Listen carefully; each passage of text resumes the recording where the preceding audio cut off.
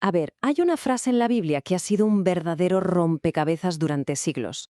Una profecía de Jesús que, si la lees por encima, parece que falló, y por casi 2000 años. Pero, ¿y si no fue así? Vamos a meternos de lleno en el enigma de Mateo 24, para desentrañar su frase más explosiva. Todo el misterio, todo el debate gira en torno a estas palabras. La frase clave, el centro de todo, es esta generación. Y la pregunta del millón, la que ha dividido a los expertos por generaciones, es muy simple.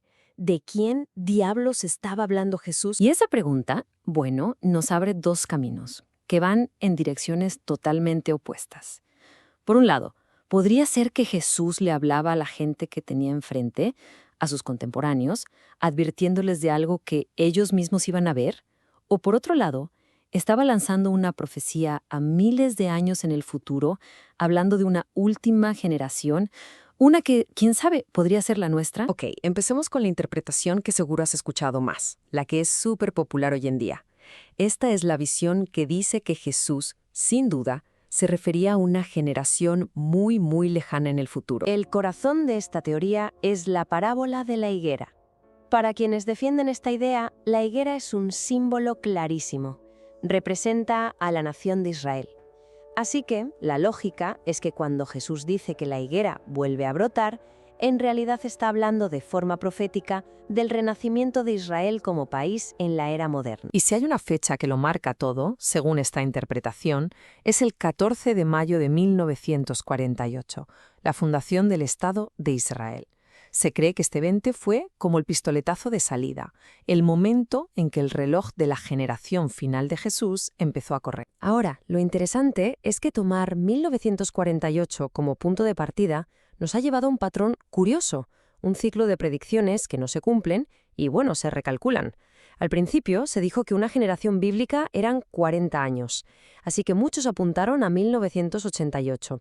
Como ya sabemos, no pasó nada.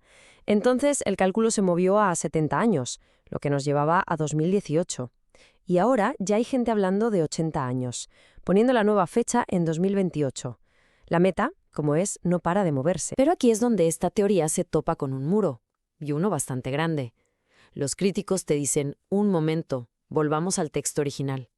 Y señalan un detalle que es crucial. Jesús nunca, jamás, dijo la generación que vea la higuera. Esa frase sencillamente no está ahí. Es algo que se ha añadido después, una interpretación que cambia todo el significado y que nos obliga a mirar hacia la otra posibilidad. Y eso nos lleva de cabeza a la otra gran interpretación. La idea de que Jesús le estaba hablando directamente a la gente de su época sobre un juicio que estaba a la vuelta de la esquina para ellos. Quienes defienden esto se fijan muchísimo en el lenguaje preciso de Jesús. A ver, cuando él habla de los eventos de la tribulación, que para él sí son futuros, usa la expresión aquellos días. Pero fíjate en el cambio, que es muy sutil pero clave. Cuando se refiere a la gente que lo va a presenciar, cambia y dice esta generación. Es como si estuviera anclando la profecía en su aquí y en su ahora. Y cuando empiezas a mirar el contexto más amplio, las piezas parecen, encajar de una forma sorprendente. Jesús no estaba hablando en el aire. Se apoyaba en profecías como la de Daniel, que ya situaban ese juicio en la época del Imperio Romano. Luego, delante del sumo sacerdote Caifás, le dice, «Desde ahora me verás».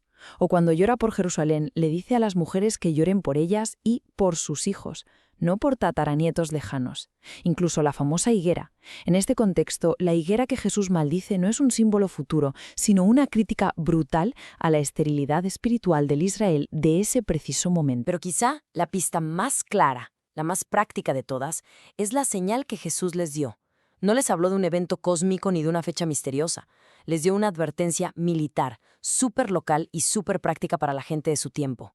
Cuando vean a Jerusalén rodeada de ejércitos, esa, y no otra, era la señal para correr, para escapar y salvar la vida de lo que se venía. Bueno, hagamos las cuentas. ¿Encajan los números? A ver, Jesús dice esto alrededor del año 30.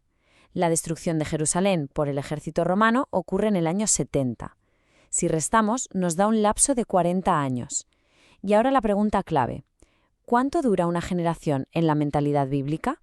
Pues precisamente unos 40 años. Es decir, el evento ocurrió exactamente dentro del plazo que Jesús marcó para esta generación. encaja como un guante. Y todo esto nos lleva a una conclusión que es muy potente.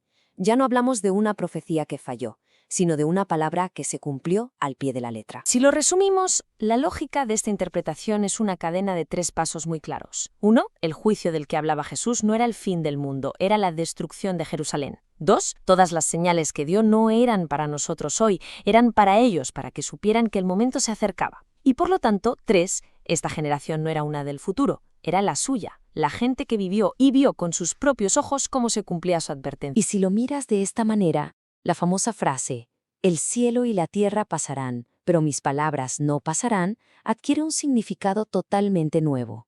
Ya no es una promesa sobre un futuro incierto, es un sello de garantía. Era la forma que tenía Jesús de decir, esto que les estoy advirtiendo a ustedes, a esta generación va a pasar, con total y absoluta certeza. ¿Y pasó? Y esto nos deja con una pregunta bastante incómoda, ¿no crees? ¿Cuánto más de lo que leemos en las Escrituras lo estamos malinterpretando? Simplemente porque lo hemos arrancado de su contexto original. La respuesta, sea cual sea, podría cambiarlo todo.